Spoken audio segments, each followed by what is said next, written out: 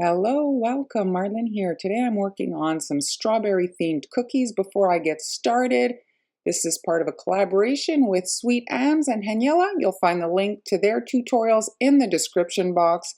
And now let's jump into today's step-by-step tutorial.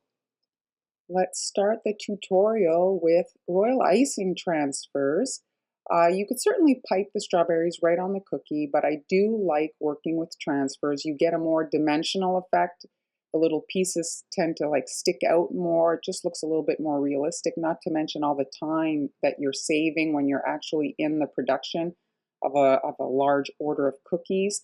This template is available in my little coffee shop. I've got two sizes of strawberries, so you can pick which one. You can actually make both and then kind of try them on your cookies on decorating day. The minis are really cute. People always like minis. They kind of look like wild strawberries, the little ones. So you want to crank those out and you want to have an icing that's a little bit on the thick side. You need it to heal, but you also don't want them to dry super flat, and a runny icing tends to dry really flat. So if you want to maintain some dimension, leave some body in your icing, which means don't don't add so much water that there's literally no more body to it, that it just flows like water. And then once they've had a little bit of time to crust, we're going to come in and add a little stem. We want that stem to overlap onto the strawberries so that they fuse well together, and that when you detach them from the backing, that they don't separate. And I'm piping on parchment paper. If you didn't already know that, you can pipe on parchment paper, wax paper, or clear plastic like an acetate, so that the little transfers detach easily. If you pipe right on a printed sheet of paper, the fuse will be, really tight. Like, you're not going to be able to peel them off, not to mention you'll be eating probably ink. So you don't want to do that. So let's look at piping the stems on. And now I'm working on the mini version of these strawberries. They've had time to crust. They don't need to dry overnight, but they could. Let's say you're working in steps. Now we're moving on to the stems. We need, again, an icing that's somewhat stiff, or else it'll just kind of melt away and not hold the line. So somewhat stiff. And I'm pulling from the strawberry up towards the top. And now these little stem things are fragile. You want to be mindful of that when you handle them and detach them from the backing. And once I've added those initial 3 or 2 lines coming up from the strawberry, I'm adding like 2 or 3 more that are kind of folded over the strawberry, going over the red, and that's what's kind of attaching the two colors together to make sure that there's a good fuse between the two sections of icing, so that when you want to use your strawberries, that the stem doesn't detach from the little berry transfer. So that's what's going to kind of guarantee that the two parts become one thing. All right, so you want to just carefully pipe your stems, and you can do this at your own pace. There's no rush, and the great thing about transfers is you can use the pretty ones and leave the duds there. You don't have to put the ugly ones on your cookies. I decided to use my plaque for this. I'm adding a base layer of white icing. I plan on airbrushing using a stencil, and if you're using a stencil that's resting on the surface of the icing, you want to make sure your icing is dry so that you don't crack that surface and ruin your cookies.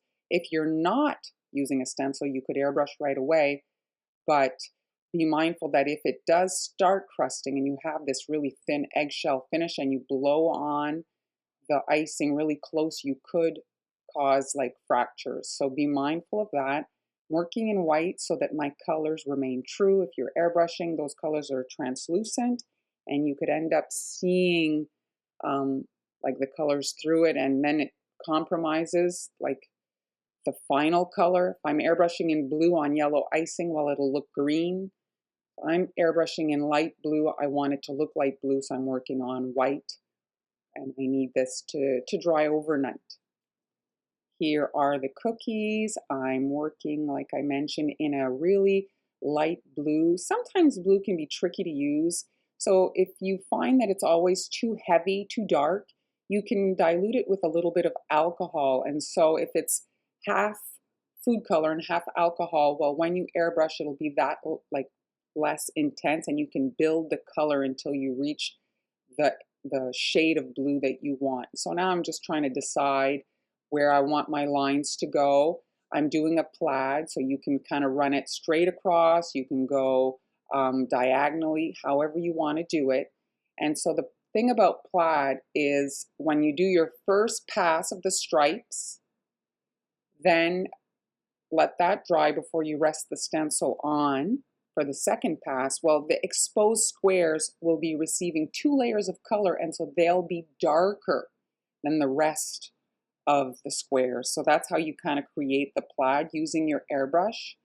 And if you see there, I'm showing the curve towards the edge of the cookie. So as you get to the outside of the cookie, the icing is rounded. And so the fuse from the stencil to the cookie is not tight. And so that can cause underspray. Underspray is when the mist from the airbrush gets under the stencil and it causes like a blurry edge on your airbrushing.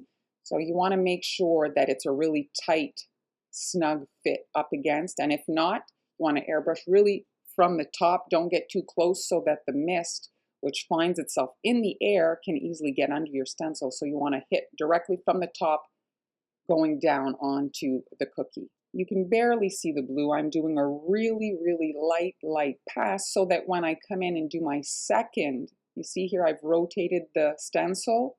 I'm using the points on the plaque to align the stencil. And this is when I'll be able to achieve my plaid, because those little exposed squares, if you look carefully, there are squares there that are exposed. They will be receiving 2 layers of color and therefore be darker than the rest. So you want to make sure that that first pass is dry before you rest the stencil on. And if you're doing such a light misting like I did, it dries super quickly. And then you can rest your stencil down and do your second pass, and you'll achieve a really pretty plaid design on your cookies. I wanted to do like a bit of a kind of oldish looking vintage type thing, so I'm just adding a brown perimeter, just a dusting, very light dusting of brown, warm brown to the edge of the cookie.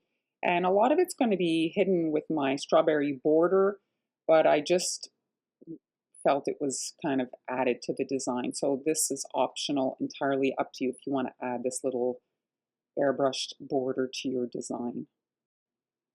The airbrush finish dries super quickly, so there's no need to wait. And now I've got green icings. On the stiff side, I want the lines to really be defined and hold their shape. And I'm using the shape of the plaque to kind of create this vine-ish look, like as if the strawberries are growing all around.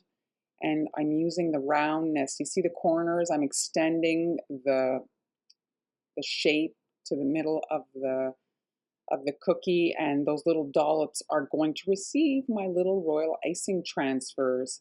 So it's like this branch or stem is growing along, and at the end there's a pretty little strawberry hanging off. And you can practice this on paper, how you want your lines and swirls to go so that it looks kind of more natural on the shape. But strawberries are usually hanging, like the weight of them. So you want them coming from the top down, kind of drooping down. And ideally, yeah, you want to sketch on paper to see what the finished product is going to look like. I always sketch. Sometimes you have an idea in your head, and then when you see it, you're like, that's not really great. So you don't want to waste your cookies. And this is the fun part when you're bringing everything together. So take your time so that all the work you did before isn't wasted. So just carefully piping all my stems and adding my little berries to the different portions of the cookie there. And you can see all the colors come together, that light blue with the red and the green. It all looks right. And you can see that brown perimeter, the shading that I added. A lot of it is hidden, but I do find that it adds to the design. It gives it a slightly kind of farmhouse look type thing. And now some leaves. Have a small leaf tip and just randomly add a bunch of leaves wherever you find a hole, or maybe there's something you don't like you want to hide. Leaves are great kind of camouflage. And I decided to use wafer paper flowers. I have a mini hole punch. I punched out some little white flowers to make the little strawberry blossoms, and I'm sprinkling that around. The great thing about the plaid is it gives you a really straight line across the cookie, so it helps. Should you want to write a little message there, your writing will be straight across, or at least you'll have some degree of alignment to work with. So once everything's done, you can pick a cute little strawberry pun, find a font you like, and add your message. You can do that in icing or with an edible marker, whichever you're comfortable working in. Here they are next to a basket version using those little strawberry transfers. So let's take a look at how I made that. If you don't have a basket cookie cutter, tombstone, if you look at it there, a tombstone would work, a cupcake, candy corn even, the handle would just be a little bit pointed. And now I'm just flooding the basket area. I plan on using a stencil, so I need that to be dry so that I can press the stencil on there. I'm going to be using royal icing. So if you're pressing on the surface of your icing, you need it to be completely dry, or else you're going to crush it and crack it, and it's not going to look pretty on the completed version, obviously. And for the top, that's where the strawberries are going to kind of be in the basket. So it's entirely up to you if you want to have your cookie exposed. I'm opting for just a thin layer of royal icing. I'm just spackling on some white. And we want to let all this dry so that we can move on to the stenciling portion. My cookie, the surface is dry. I've got my stencil here. I had used it on a previous cookie. That's why it's a little bit mucked up, but it's still going to do the job. I'm resting there. And if you see above the brown there, that's where the strawberries are going, but the stencil is open. So you want to be kind of careful there so that you don't get the brown stencil icing up where you want to have it be white and clean to receive the strawberries inside the basket. So you want to do a thick-ish layer of icing to create a more kind of dimensional basket effect on the basket. And when you lift that stencil off, you're going to get like pull marks around the royal icing.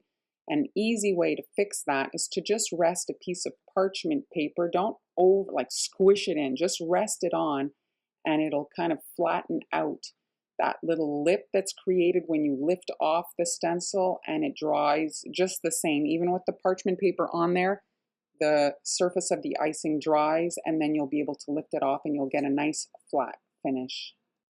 My icing is on the stiff side, and I'm just doing a circular motion here to finish off the border on the basket. You can see I'm just doing basically a spiral along the edge.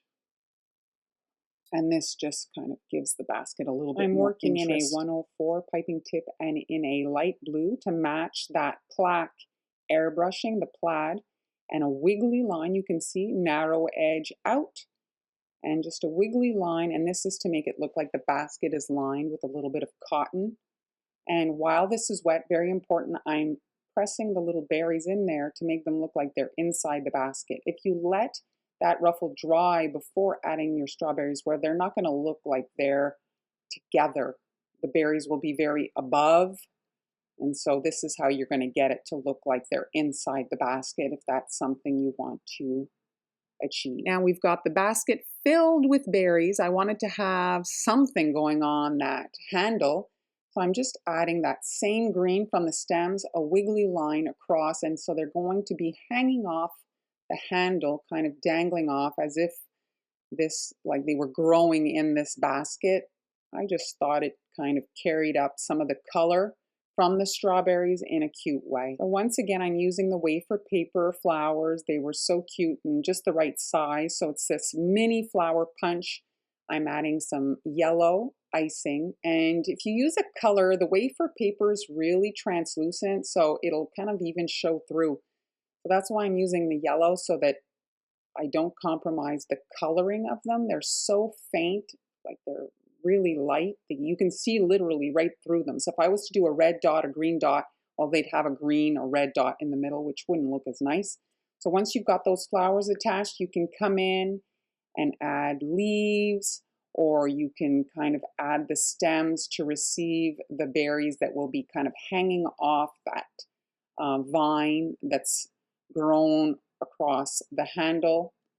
So just add as many as you want. You want to fill in the area, or you can also write a little message in there if you wanted, whatever you want. These are your cookies. Have fun.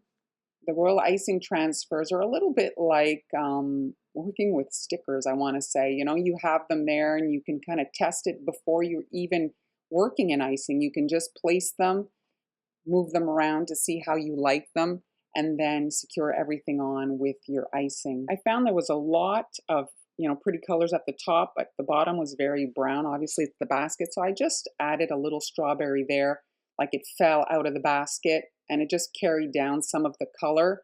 So that's up to you if you want to do it. It's just a little touch. I added a little berry and a little flower, and I did like it. I found that it just brightened up that corner. So we've made the plaque, the basket, and now I thought that an actual strawberry cookie would be a nice way to kind of tie everything together. These cutters are available in a variety of sizes, so you pick the one you want to do. I like a bite-sized cookie, but here I used a larger version, so let's look at that. I'm just outlining and flooding the whole strawberry area. I plan on adding the seeds with a stencil. And so you can't add the stem yet because you need that stencil to lay flat on the red icing. So you want to outline, flood, smooth, and allow to dry completely because we'll be pressing with royal icing. You will not be able to airbrush those seeds on since yellow is much lighter than red. It will not pop against that color. Remembered why I made the strawberry big, because I can't cut a stencil for a small strawberry. The holes for the seeds would be just too tiny. I'd have to pipe them on. So if you want to make a stencil for the seeds, the strawberry has to be a certain size for those holes to be cuttable. Is that a word? And so you can see I'm just spackling on the seeds, and it's a super fast way to get that look, which I really love. I love the yellow seeds up against that bright red background, but you're not going to be able to cut, needle size holes in your stencil plastic. So once this is done, you don't even need to let it wait. You can pipe on the stems. I'm working in that same green as the other cookies, so a stiffish icing. This is a leaf tip. You can pipe flood, but I like the look of like a bit more texture. So these are very similar design as the little royal icing transfers. I'm doing like 3 lines coming up from the actual strawberry, and that's the actual cutter shape. And then I'm doing 2 lines coming down over the strawberry. And you can make your berry any which way you want. I highly suggest, though, as usual, that you sketch on paper to see what it's going to look like. And if you wanted, you could add a strawberry blossom to that. Obviously, it wouldn't be like that in nature, but these are cookies. You can do whatever you want. Thanks so much for watching, and you'll find the link to watch Sweet Am's and Haniela's video in the description box, so go check that out. If you'd like to purchase the digital files to cut your own stencils or for the templates, visit my coffee shop. And here's a little photo of the completed cookies. You can see them grouped together, very pretty. I hope you enjoyed it. Thanks so much for watching, and I'll see you in the next cookie tutorial.